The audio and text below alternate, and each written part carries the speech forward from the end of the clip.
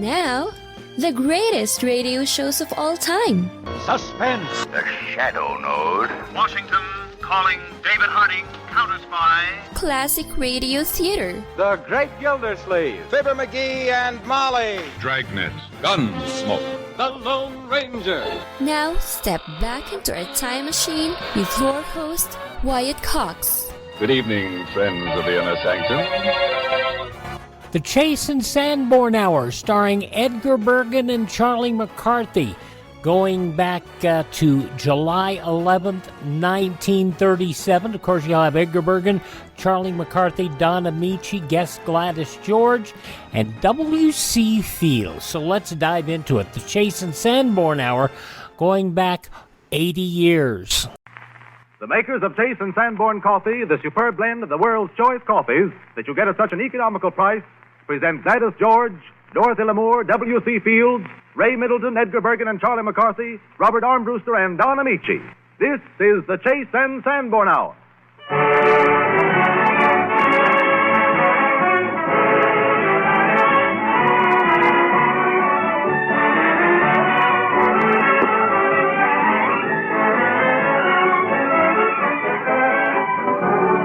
This is the Chase and Sandborn Hour, and this is Don Ameche greeting you. You mean me, Ameche? Yes, Charlie, greeting you and everybody for the sensational dramatic actress, Miss Gladys George. Oh, I'm certainly glad as glad can be. She's here.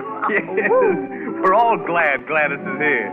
And that goes for one of the country's outstanding young baritones, Ray Middleton. Figaro, and all points well. Greetings, too, from W.C. Fields. Never heard of him. Dorothy Lamour. Now we're getting somewhere. Edgar Bergen. I was slipping again. And Charlie McCarthy. The top, but definitely top. Charlie, and don't you regret letting them take back your piano? Well, yes and no, Mr. Bergen, yes and no. Now, that piano was far from good, and I didn't help it any either. No. I tell you, it sounded like a rebuilt typewriter. It did. Yes. I think it was an old 8-cylinder harpsichord with a new paint job. Is that so? Yes, it was no good. I couldn't get more than 2 sonatas on it to the gallon. Is that so? That's all. Well, just how far did you go with your music lessons, Charlie? Well, my teacher gave me a piece called All My Life. Yeah. And it took me nearly that long to learn it.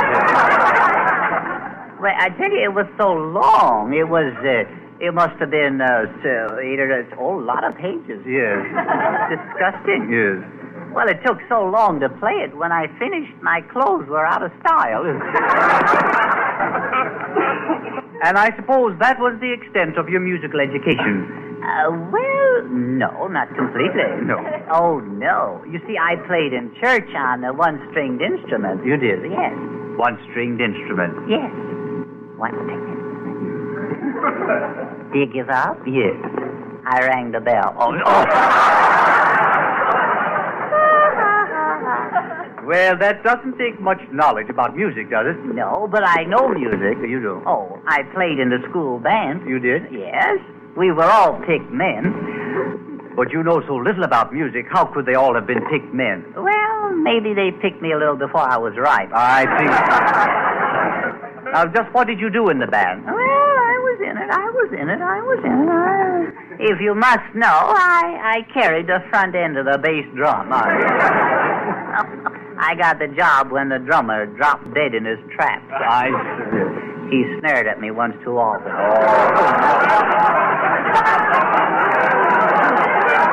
Isn't that awful? Yes. I just don't care. No, I know. Well, I imagine it is fun playing on a school band. Oh, it is, Mr. Bergen. You just don't know if you don't know. I know. And we had a bandwagon, too. I was head man there. I drove the horse. I remember the first time I hitched the horse up wrong. He got all turned around. That didn't help any. No. When I said get up, the horse backed up forward. He did? Yes. I think I had his suspenders on wrong. His what? His garters. I don't know what you call them. Well, it isn't important. I don't think so either, no. Well, anyway, I shall never forget driving down Main Street on the bandwagon. All the boys playing extra loud on Saturday night. Yes. Oh, what a night. Yes. That must have been a sight. Oh, it was. All of you boys going down the street on that wagon. Yeah. What a sight. Yes, it was. Until the wheel came off the wagon. Oh, that must have been a disappointment. Yes, it was. Well, of course, being Saturday night, we had planned on falling off the wagon, but not so soon. Well, I hope you didn't hurt yourself. No, you see, I was riding on the horse. Oh, I see. And what a horse. I didn't know a thing so full of hay could be so hard. I don't suppose there was a band concert that evening, was there, after all that trouble? Oh, there was. Of course there was. And the highlight of the evening was when I played Deep River on my balalaika. And if I say so myself, it was the highlight. Nobody else will say so. No. In the middle of the number, a squall blew up, and I was carried out to sea. I drifted for 3 days on an empty balalaika with nothing to drink but bilge water. All right. That must have made a hit. No, it didn't. It did, no. Well, I tell you, we did take up a collection. Oh, you did? Yes, we did. Yes? Yes, we took up a collection to buy a wooden leg for our new band leader. You see, we got $2.80. It wasn't much, but we only wanted pin money. Pin money. What's that? I don't think that was funny. You don't think so? No. You don't think it was funny? No. Of all the people in the world, you should have the nerve to stand there and tell me what I said wasn't funny. Yes. That's fine. That's nice. That's really nerve. Yes. When I pull a bad joke, you sort of move away. Yes. You pretend you don't know me very well. Well, I don't know you after that joke. No. Of course, when they come around to take pictures of me, then you come close enough. You'd think we were on a honeymoon. All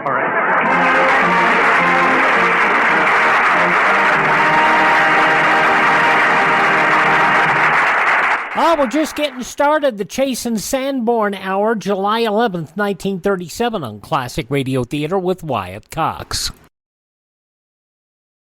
Now on Classic Radio Theater with Wyatt Cox, more of the Chase and Sandborn Hour, July 11th, 1937.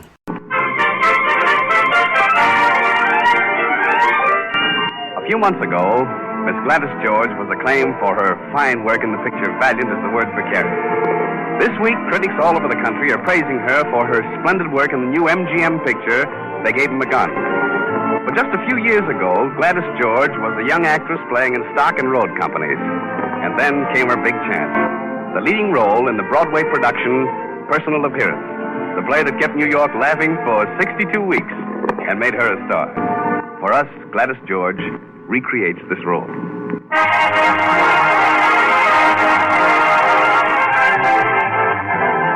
Personal Appearance, with Gladys George as Carol Arden, the temperamental movie star who was on a personal appearance tour, and Don Ameche as Bud Norton, the small-town boy with the big idea. On a July morning, Carol Arden's expensive foreign car breaks down outside a tourist home on the road to Wilkes-Barre. At first, Carol is furious over the delay, but once she sees Bud Norton, she changes her mind. Now it is evening, and Carol is in the midst of a fight with her manager, who is trying to break up her sudden romance. I tell you, Carol, you'd better let this kid alone. And I tell you, Tuttle, you'd better mind your own business. Benjamin Z. Feinberg pays you an exuberant sum. To keep your mind on your work. Every time you see a good-looking guy with a pair of broad shoulders... Is it my fault we're stuck in this horrible dump? Why, the interior's worse than the ulterior. My dear Carol, this is Mrs. Struthers' home for tired tourists. Is it my fault the car broke down? Am I supposed to fix it? I counted on getting to Wilkes-Barre early and getting a good night's rest. Now, listen, Carol. Find out how good these personal appearances will do me if I show myself to the public looking like an old hag. You just wait till I get you back to Hollywood. I'll fix you, Tuttle. Oh, forget it. If you were really in a hurry, you'd take a bus to get into Wilkes-Barre. A bus? You're suggesting that I take a bus? I'm suggesting that you stop making a fool of yourself. You're turning this boy's head, and now you've got him thinking that he's an inventor of some sort. He's a genius, Tuttle, but you wouldn't understand that.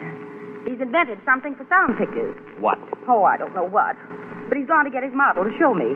And when he comes back with it, you get out. Do you hear me, Tuttle? I hear you. Oh, but Carol... Shut up. Oh, you're so voluminous. But even in spite of you, it has been a peaceful day, a heavenly day. The peace of this old house, Oh, how I hate the eternal rush of my life. Just a July day in the country, romping through the daisies with a sunburned boy from a filling station. Oh, isn't he sweet? Oh, Tuttle, I wish he'd seen me in my last picture, The Drifting Lady. That wonderful scene where I sent Gilbert away. Oh, yes, I know. Spare. Where I said, Gilbert, it's just that our pleasant little interlude is ended. But remember me kindly, just for a brief moment sometimes, when April comes round again, with its blue skies and sudden showers. Think of that April woman who drifted into your life as casually as a summer cloud drifts over a green field, and then drifts on. Well, I never heard you do it better. It's a good thing that Bud isn't here. Tuttle, I'm going to help that boy. Yes, I know your great glowing heart so well. Here's the model, Miss Harden. I don't know if you'll be able to get the hang of it, but I've drawn a diagram to show you how it works. Well, if you'll excuse me, I'm going out and pray for that garage man to hurry. Now, Buddy, tell me all about your invention. Well, you know, I've always been crazy about machinery, putting things together and taking them apart. Like Einstein. Oh, no. No, I'm not that good. Oh, you never can tell. I've been working on this new principle of sound recording. Oh, how marvelous, but too marvelous. Are you sure you're interested? Because Joyce says... Joyce? Yeah, Joyce Struthers. This is her mother's place. Joyce and I are going to get married pretty soon. Oh, I see. Isn't that nice? Joyce says I'm always boring people to death talking about my invention. Oh, nonsense. I know even before I see the model I'm going to find something wonderful. Oh, well, it's probably not worth a darn. Oh, now, don't be modest. I'm sure it's the greatest thing that's happened to the movie since the Warner Brothers said, let there be sound. But you simply must come with me to Hollywood. Well, I've been thinking about it, and I don't know if Oh, yes. You must go straight to headquarters. I'll see that you make the proper contacts. I'm not without influence, some may say. Say, maybe I could take Joyce there in our honeymoon. Oh, my dear boy, you can't wait for Joyce. You mustn't lose a second. Why, someone else might cash in while you're thinking about it. Well, couldn't I write a letter? Write a letter? My dear boy, you'll never yet oppose me. Personal contact is the only thing. Do you suppose that I achieve the position I have by writing letters? Oh, no, indeed. Personal contact. Oh, but gee, I couldn't go to Hollywood now. There's the filling station here. I helped put it in to help Joyce and her mother, and business is getting better every day. And anyway, Mr. Tuttle says I ought to wait. Now, don't you listen to Mr. Tuttle. There's plenty of room in the car. Just as soon as I make my personal appearance in Pittsburgh Sunday, we'll start at once for the coast. Well, this is all pretty unexpected. Oh, I know, dear. It all seems very sudden to you, but that's the way Carol Arden does things. Oh, gosh, I'd hate going away without Joyce. Oh, I know, dear. If there were only room enough. But now, show me your model. I'm simply dying to see it. Just think of my being present at the birth of a brand new invention. Well, here it is. Oh, it's got a lot of wires and things, hasn't it? Now, my idea is to utilize the theory of the stroboscope. The stroboscope. Oh, yes, of course. That is, the loudspeaker makes one vibration for every time light that passes the photocell. You could use an oscilloscope for that. Why not? Well, there's no reason at all you could. I think I can show you with this sketch. You know, you have the most beautiful hair for a man. Well, it's thick anyway. Now, you see this line here represents the direction of the light ray. Oh, yes, it's a cunning little line, isn't it? Buddy, do you mind if I turn on the radio? Oh, sure, go ahead. I always work better with the radio on. Now, let's see. These two lines here. Oh, Buddy, what is that divine tune? Don't you adore dancing? Uh-huh. Come here and look at this. Oh, that music, Buddy. Isn't it irresistible? Come on. Show me what a good dancer you are. Oh, I'm not so hot. Come on. Just to please Carol.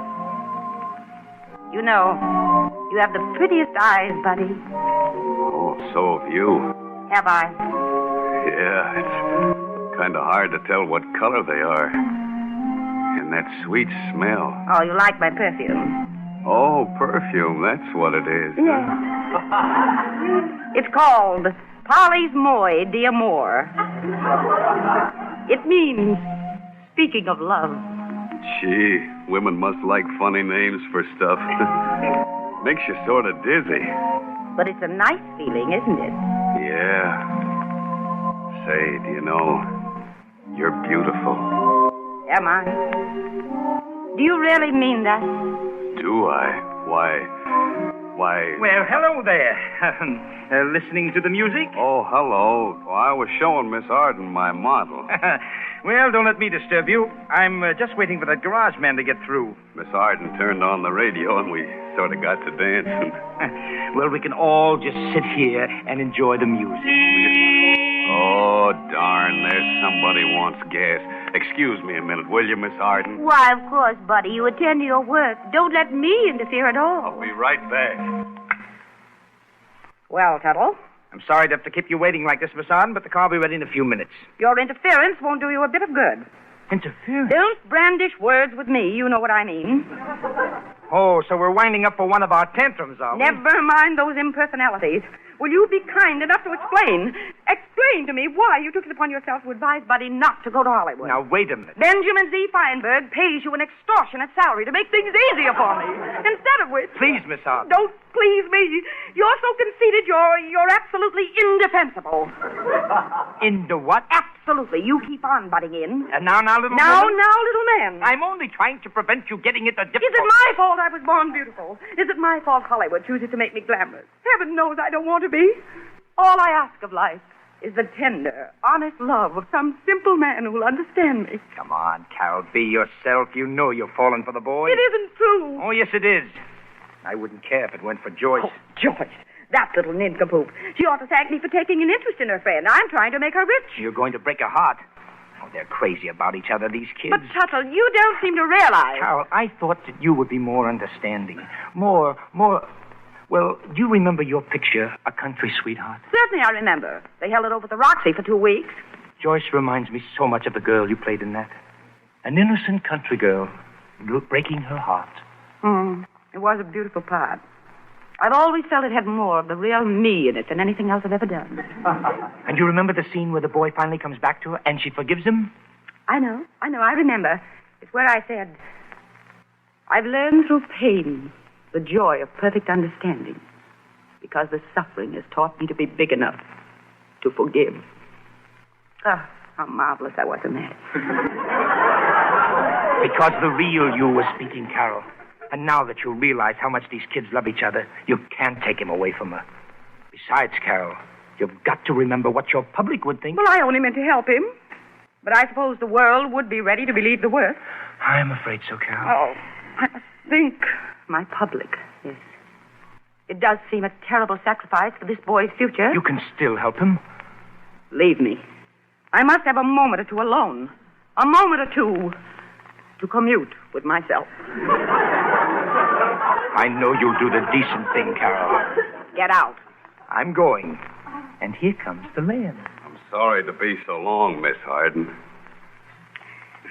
Bud, I have something to tell you. Something I'm afraid it's going to be very hard for me to say. Why, what's the matter, Miss Arden? Sit down, my dear. Why, sure. You must try to be brave, Bud. I won't be able to take you to Hollywood with me, after all. Oh. Oh, don't look at me with those great bewildered eyes. Huh? I wasn't. Don't make it too difficult. Someday, perhaps, you'll understand. But what's happened? I haven't done anything, have I? You haven't done a thing, dear boy. And nothing has happened. It's just that our little interlude has ended. Our what? I mean, it's ended. Gee, I don't understand. You see, I'm a creature of whims. And this plan was one of my mad whims that I've decided to forget. Oh, that's all right, Miss Arden. I thought it'd be sort of uncomfortable going all the way to Hollywood with 3 of us in the back seat anyway. Oh, you've taken this so bravely, so splendidly.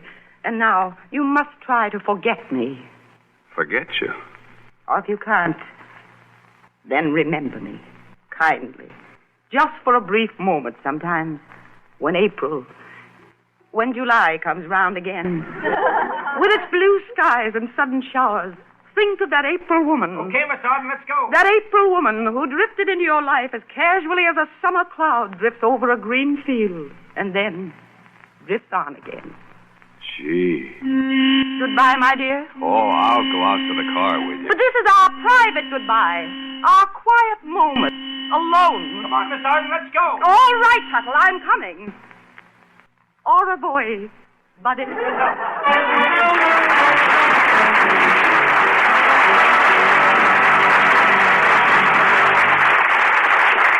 Thank you, Gladys. From July 11th, 1937, the Chase and Sandborn Hour. Thank you for tuning in to Classic Radio Theater with Wyatt Cox on your favorite radio station.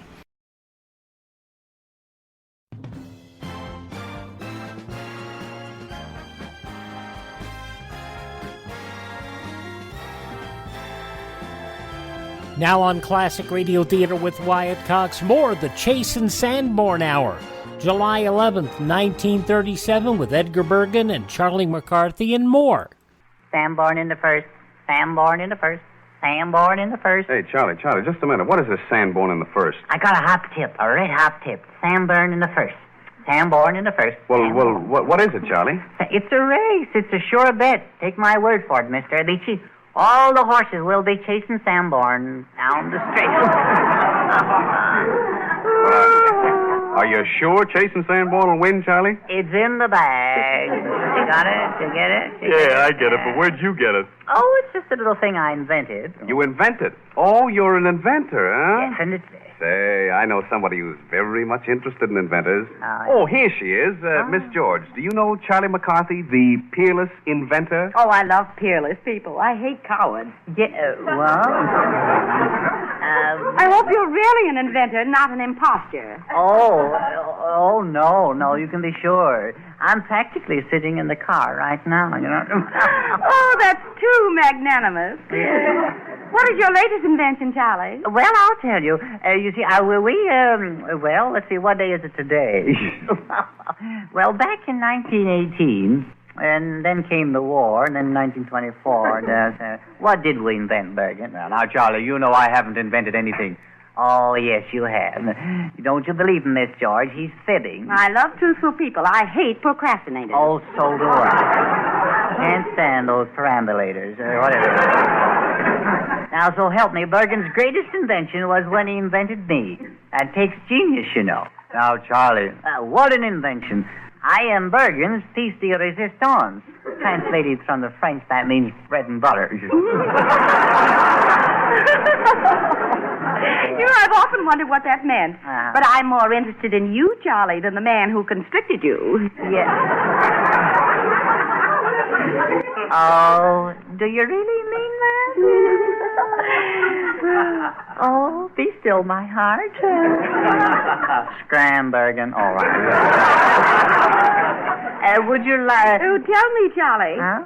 Tell me, really. Yeah. Would you like to be in pictures? Here I go again. Well, now, coming back to the invention. My first invention was a combination dictaphone and printing press, and it takes dictation, shorthand, and typing. It does anything. Oh, anything. Is that marvelous? Yeah. Does it peel potatoes? Well, if you can dictate a potato, it'll peel it, I think. Oh, that's too marvelous. But what do you have to do to operate this machine, Charlie? Well, all you have to do is talk into the machine, see? And as you talk, the type falls automatically, and the press starts rolling around, and out it comes. Out comes what? Well, we've often wondered. We're having it analyzed now. It's a great machine. Of course, it isn't perfected yet. There's something missing somewhere. And what do you think is missing, Charlie? Well, for one thing, our assistant. The last time I saw him, he was leaning in the machine, and his tie got caught. Oh, what a cataclysm. Well... What happened? Well, it's hard to say. His wife has been calling every half hour. But we don't feel that she'd be satisfied with what's coming out. How disconcerted. Oh, it does. It'll do it every time, dear. But my greatest invention, Miss George, you haven't heard about that, have you? No, I haven't. You know, you're so versatile. Oh, Yes, indeedy. My greatest invention was a lawnmower, but it wouldn't cut grass, see? So I invented grass seed that wouldn't grow, see? Oh, how absolutely excavating. This is getting annoying. But I found out what wouldn't why it wouldn't cut grass. It needed someone to push it, see? So I put a gasoline engine on the lawnmower. Oh, did that help, Charlie? Help? You couldn't hold it from then on. I had to keep it locked up in the barn. One day I left the barn door open and it got away. Last time I saw it was going down Hollywood Boulevard. 15 policemen trying to corner it. Oh, those poor policemen. Yeah. Did it hurt them? Did it hurt them? It clipped them and it mowed them down.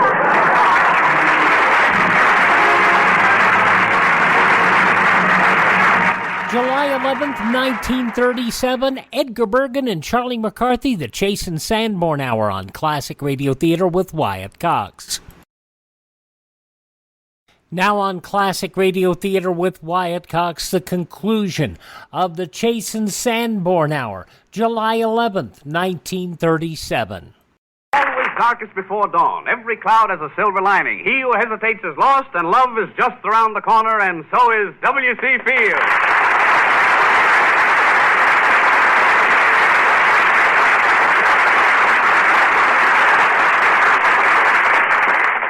Well, Bill, how you feeling?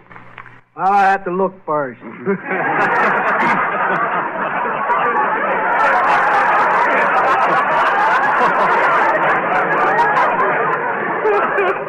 I'm feeling fine, Don. Now it's me back to old Virginia. Wait a minute, Bill. Wait a minute. What is that valiant me back to old Virginia? I'm thinking of Gladys George, Don. Yeah. Valiant is the word for courage. Oh, I see. Valiant me back to old Virginia. Down on the ho-hi-ho. Bill, wait a minute. I get the idea. I'd like to bust the guy in the nose told me that was funny. All right, Bill. And speaking of courage, Don, I'm getting rid of a great load today, and I don't mean 2 quarts either. I'm going to take a vacation, Don. You're going to... Is that so, Bill? You mean you're going to leave us? Oh, for the nonce, yes. This radio racket has got me down. Last Sunday, I had a recurrence of my double vision, Don. Is that so, Bill? Saw 2 Ameches.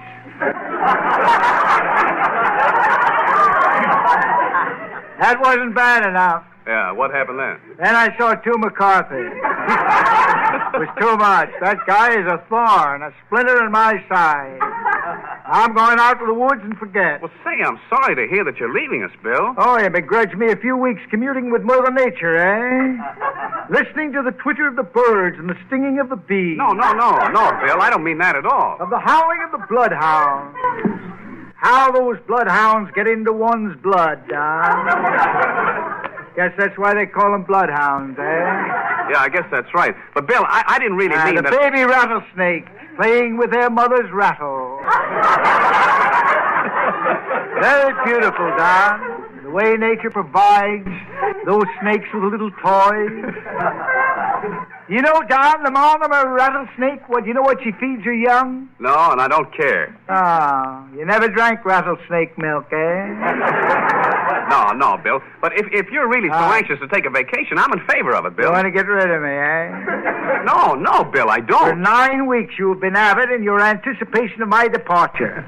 And not until now do you show your ugly teeth. Oh, now, Bill, please. Maybe I shouldn't say ugly teeth, Don, after knowing what you paid for them. You think they rooked you? I wonder what they'd allow me on a trade-in for some of mine. Look, though, Bill, you've got me all wrong. I want you to do what you want to do. Arguments at every turn. And what's more, you never let me say a word about my friends at Paramount. Now, Bill. Adolph Zucker. Now, Bill, please. Or Chase and Sandborn. Now, Bill, wait. You see, you're rushing me. Oh, Bill. Gregory LeConora, Al Jolson, Fred Allen. There, I got him in, all right. Bill, look, if you stay around, you can say all you want to about anybody you please. Now, how's that? You close the door after the horse is gone. What horse? You know what, horse? I won the third race. You bet on him. Anyway, it's too late now. There's too much argument around here. The thing you and Bergen don't understand is that we radio people are temperamental, very sensitive. We radio people, Bill. You've only been on the air a couple of months. Ah, that's right, too. Seems like years and years. Anyhow, I'm going for a vacation, far away from insults hurled at me by that little rat, Charlie McCarthy. Oh, wait a minute, Bill. Here's your nemesis, Charlie McCarthy. Hello, Mr. Fields. I heard you tell Mr. Ameche you're going away on a vacation, huh? Well, do you want to make anything out of it? No, Mr. Fields, but can I ask you where you're going? Yes, you can. Well, why don't you tell him, Bill? Why don't you ask me? Go ahead and ask him, Charlie. All right, I will. Where are you going? I'm going far away, far from the maddening crowds, far from the horse cars, and the crack of the driver's whip. Brrr, crack, crack. Get up there, Mag. Good old Mag horse. Was I happy when gasoline took the place of oats? Those were the happy days when the attendant would say, how many bushels? What kind of cracked corn? Shall I look at her shoes? Then look at me, and then at the horse, and say, is the tank full? And he'd look back at her shoes. Bill, are you going into the woods? In the woods? Which one shall I answer?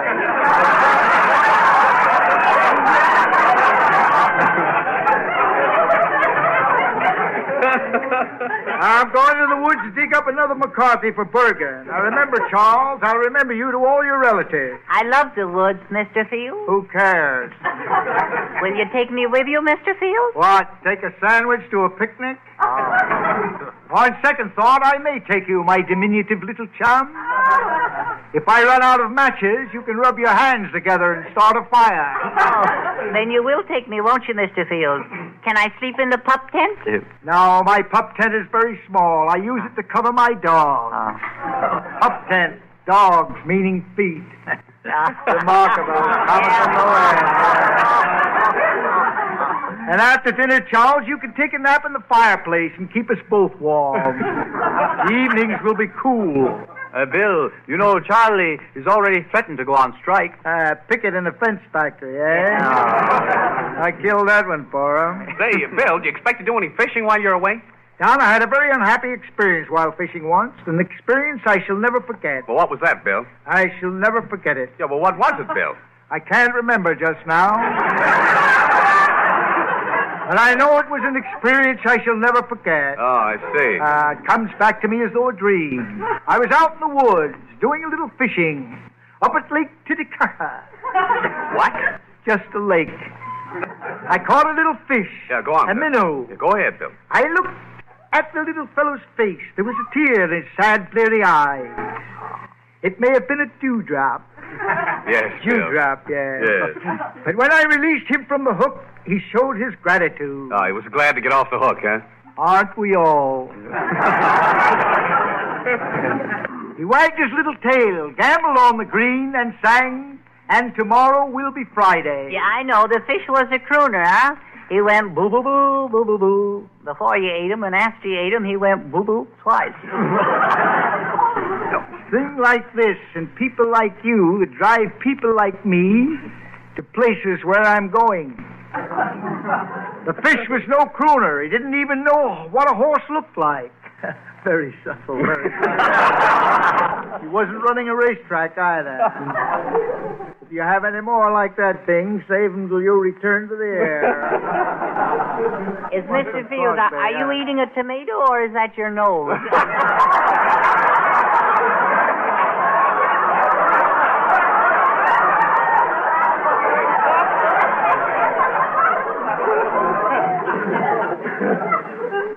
That's a comical. That's a comical. Keep quiet. Stop scratching yourself. You'll get sawdust all over the floor. Make this place look like a ballroom in a minute. You must scratch yourself. Keep walking around that cuspidor over there. Bill, look, though. What about that fish you caught? Oh, yes, thanks, Don. I almost forgot about it. I took the little sick fish home. I know, in a bucket of well water. Very good, Charles. Very good. Sick fish, well water. Yes. Very good, excellent. I liked it, I thought. Yeah. And then I began a startling scientific experiment in advanced ichthyology, meaning the study of fish, Tom. Yeah, I know, Bill. Anything you don't understand, I'll only be too pleased to explain. Yeah, I know ichthyology is a study of fish, Bill. Go By ahead. removing a cupful of water from the bucket each day, I ultimately got the fish to live without any water at all. In fact, at the completion of my experiment, the fish could not hardly drink water. I had to feed them out of a bottle, a little water on the side. Did the fish get drunk, Mr. Fields? Don't leave that kid out in the rain so much. His brain is warped. The little fish would then follow me around like a dog. One day I was out in the woods hunting. What were you hunting, Mr. Fields? We were shooting camel. Oh. The camel hair coat. I finally turned around. I missed his little fin steps behind me. Fin steps? I heard a splash in the brook beside me. I immediately removed my habiliments, my alpaca coat, my pale green trousers, my pig-top Yeah, I know, Bill. Your habiliment. my socks and garters, with gold initials on them engraved. With love to dear William from Minnie. Minnie who? Minnie, ha-ha. I won't tell you. Anyway, Bill, you heard a splash, and then what happened? I can't help thinking of that last one, that Minnie, ha-ha. Yeah, you heard a splash, though, Yeah, Bill. oh, yes, I heard it splash. I wheeled around pronto. And to my great dismay, I found that... I know. The fish fell in the brook and was drowned.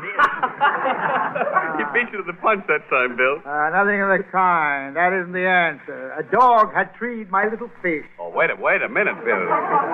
You mean a dog had treed your fish? Oh, yes, Don, I forgot to tell you. It was a catfish. All right, Bill. Continue, I'm sorry we mentioned that. I later grew into a flying fish. We flew across the Andes together. Amos and Andes, you mean? Listen, Charles, listen. Don't mention names on this program, dear. Am I right, Donald? Bill, Yeah? I hear you're going away on a vacation. Is that true? Do I have to go over this all again? Who is this, Don? Why, Bill, that's Bob Armbruster, our orchestra leader. Don't you remember? Oh, yeah, that's right. What happened to his dialect? Oh, I was just putting that on for Charlie, Bill. Put it back on again. See if I can tell the difference. Mr. Fields, when you're away, you're going to send us a postcard? No, I'll send you some termites. I got that. I want a postcard. I like postcards better. You get termites just the same. Do you expect to bring anything back alive, Mr. Fields? Plenty. If you've ever been camping, you know what I mean. Take care of Charles. I'll do my best, Bill. I'm going to start a savings account for little Charlie. Oh, a little savings account, eh? Very subtle, very subtle. They're good, Mr. Fields, Yeah? can I ask you, if before you go on a vacation, can I ask you a little favor? Sure. Is it long? No, Mr. Fields, I just want to know, would you like to kiss me goodbye? Say, that's a great idea, Bill. Go on, before you start fighting again. Kiss Charlie and make up. Yeah. I've been picking my teeth with better wood than him for years. I'd rather be kissed by a baseball bat. I have dedicated this little poem to this momentous occasion. Farewell, goodbye, my little chum. Hello, soon shall say. Hello, Bill. Oh, what fun is coming. Yes, Bill, yeah. And coming too. The choo-choo train goes woo-woo-wooing. Woo-woo-wooing. Evidently written by a Chinaman. And so, kind friends, adieu. Adieu, my kind of fool, Well, we'll all be looking forward to reports of your vacation, Bill. So long, and thank you very much, W.C. Fields.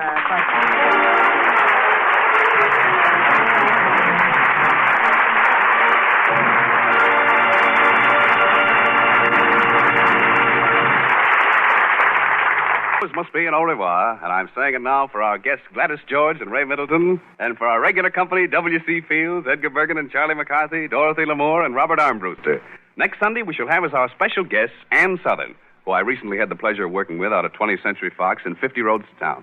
We'll be looking forward to meeting you again, so until next Sunday at the same time, this is yours sincerely, Don Ameche, saying au revoir.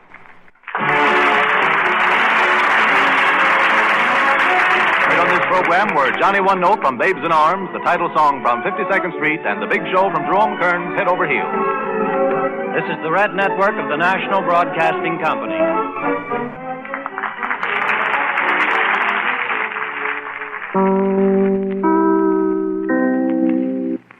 A rather nice hour, heavily edited because we removed a lot of musical items because of, well, we've talked about those issues with that before, but we're not going to get into it right now. Just to tell you that goes back to July 11th, 1937. The Chase and Sandborn Hour, Edgar Bergen, Charlie McCarthy, W.C. Fields, Don Ameche, and their guest Gladys George here on Classic Radio Theater with Wyatt Cox. Hope you'll take a moment to visit our webpage, classicradio.stream. There you can stream our shows on demand. You can learn more about classic radio collecting. You can contact me there. You can find our social media links and all the podcast links so you can stay up to date with our shows, not just at classicradio.stream. You can also buy me a coffee. That buy me a coffee, it's nice. We've had a couple of people use it now, and we save that money to help us acquire some more great old radio shows. Please thank this station, support their advertisers, tell your friends the great radio shows are right here at this spot on the dial. Classic Radio Theater with Wyatt Cox on your favorite station.